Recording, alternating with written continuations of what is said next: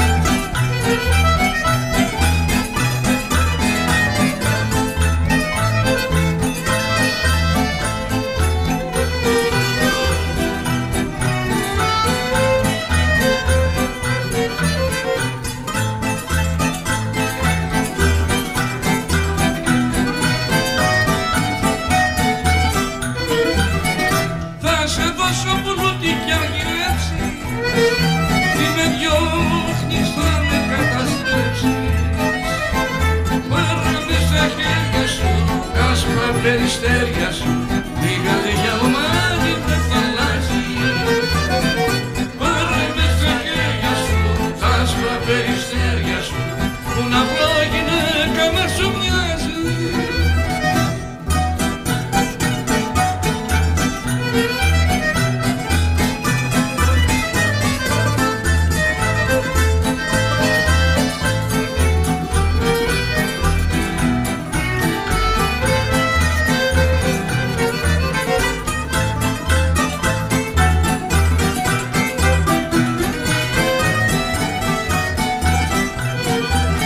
Πες πως μ' αγαπάς και ας είναι ψέμα, ρίξε μου κουκλί μου ένα βλέμμα.